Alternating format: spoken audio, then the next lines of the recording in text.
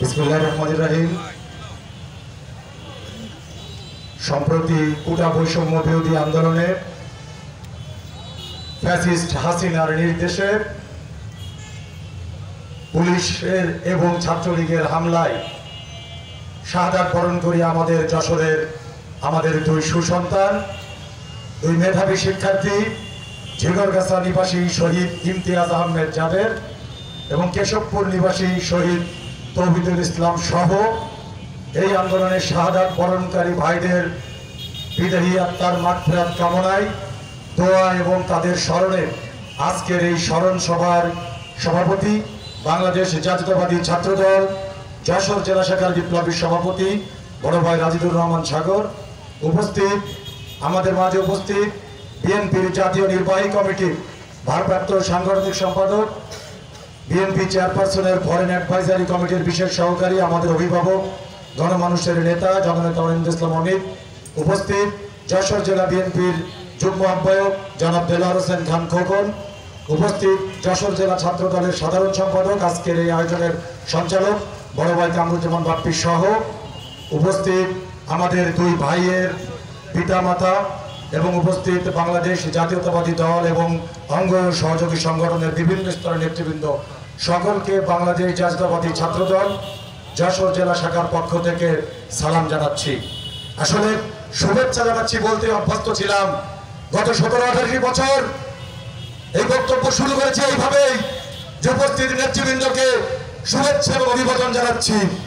এই শুভেচ্ছা শব্দটি আমাদের মুখ থেকে এই গেস্টাপো বাহিনীর গডফাদার হিটলার মুসলিনিকে ছাড়িয়ে যাওয়া ফ্যাসিস্ট শেখ হাসিনা আমাদের মুখ থেকে এই শুভেচ্ছা শব্দটি কেড়ে নিয়েছে।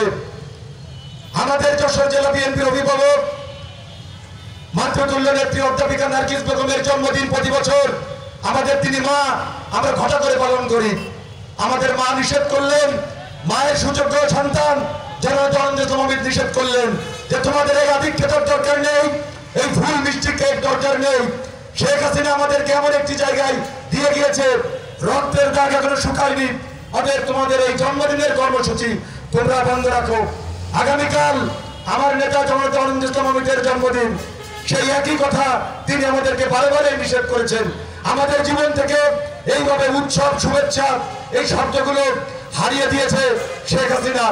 কালকে যখন জননেতা অমিতের নির্দেশে আমাদের ভাই শহীদ ইমতিয়াজ আহমেদ জাবিরের বাসায় আমি এবং আমাদের ভাই শহীদ তৌহিদুল ইসলামের বাসভবনে আমাদের সাধারণ সম্পাদক কামরুজ্জামান বাপ্পি গিয়েছিলেন, আমি যখন শহীদ ইমতিয়াজ আহমেদ জাবিরের বাসায় যাই, যখন চাচা এবং চাচির সাথে কথা হচ্ছিল, ওনাদের কথাগুলো শুনে মনে হচ্ছিল যে আমরা হয়তো সত্যি সৌভাগ্যবান। 17-18টি বছর দেশনায়ক তারেক রহমানের নির্দেশে জননেতা অরিন্দর ইসলাম অমিতের নেতৃত্বে এই গণতন্ত্রের পুনরুদ্ধারের লড়াই তো রাজপথে আমরা ছিলাম। জীবন তো আমাদের দেওয়া উচিত ছিল, হয়তো আল্লাহ আমাদেরকে রেখে গিয়েছে। আর এই শহীদ ইমতিয়াজ আহমেদ জাবের বা শহীদ তৌহিদুল ইসলামকে নিয়ে গেছে, আমাদেরকে রেখে গিয়েছে তাদের স্বপ্নের যে কাজটুকু অসমাপ্ত আছে সেই স্বপ্নের অসমাপ্ত কাজটুকু সম্পূর্ণ করবার জন্য। আমাদের বাবা মারা কিছুই চায় না, আমাদের বাবা মারা এখন চায় তাদের সন্তানদের যে স্বপ্ন ছিল, যে স্বপ্ন এবং যে প্রত্যাশায় তারা জীবন দিয়েছে, তাদের সেই স্বপ্নটুকু যেন বাকিটুকু পূরণ হয়। কালকে শহীদ ইমতিয়াজ আহমেদ জাবেরের পিতাকে বলেছিলাম, চাচা আপনি কাঁদবেন না, অশ্রু আপনার চোখে মানায় না, আপনার সন্তানের রক্ত বৃথা যায়নি। শেখের বেটি পেছনের দরজা দিয়ে পালিয়ে গেছে আপনার সন্তানের এই রক্ত দেখে, আপনার সন্তানদের রক্ত বৃথা যায়নি। চাচি আমাকে বলেছিলেন যে বাবা তোমার মাধ্যমে আমাদের নেতা অরিন্দর ইসলাম অমিতকে বলতে চাই যে শেখ হাসিনা যেভাবে তার পিতার স্মরণে রাস্তার মোড়ে মোড়ে মূর্তি বানিয়ে পূজা করেছে, আমার সন্তানের জন্য তোমরা যদি কিছু করতে চাও যেন কোনো মূর্তি পূজা না হয়, যেন এমন কিছু হয় মানুষ তাকে স্মরণ রাখবে এবং আল্লাহ রাব্বুল আলামিন যেন তাকে জান্নাতে যাবার পথে সেই কিছু কাজ যেন পাথর হিসেবে গ্রহণ করে।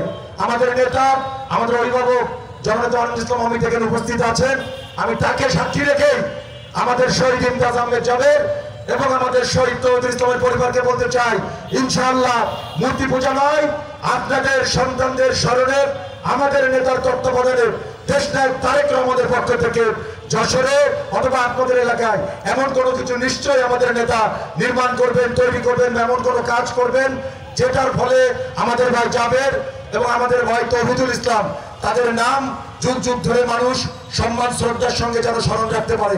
বক্তব্য দীর্ঘায়িত করবো না।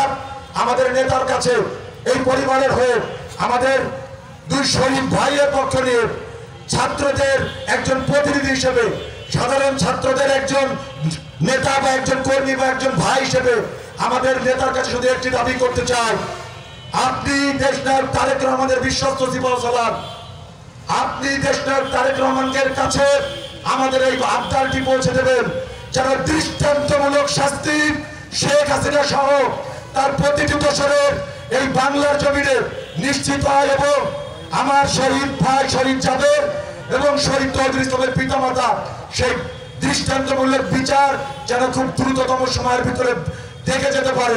আপনার কাছে এই আবদার জানিয়ে আমাদের দুই শহীদ ভাই সহ সকল শহীদদের বিদায়ী আত্মার মাগফিরাত কামনা করে গত 18টি বছর গণতন্ত্র পুনরুদ্ধারের লড়াইয়ে জাতীয়তাবাদী দল এবং ছাত্র দল এবং অন্যান্য রাজনৈতিক দলের যে সমস্ত ভাইয়েরা শাহাদাত বরণ করেছে তাদের সকলের বিদায়ী আত্মার মাগফিরাত কামনা করে এই ছাত্র জনতার গণ অভ্যুত্থানে আহত নেতৃবৃন্দের সুস্থতা কামনা করে আমি আমার বক্তব্য শেষ করছি।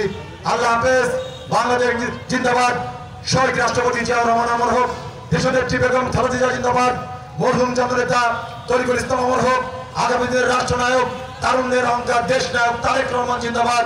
আমাদের রাজনৈতিক অভিভাবক, আমাদের আগামী দিনের সকল দাবি আবদার পূরণের একমাত্র আস্থার স্থল বিএনপির কেন্দ্রীয় সাংগঠনিক সম্পাদক জননেতা অঞ্জন জিন্দাবাদ। সকলকে ধন্যবাদ।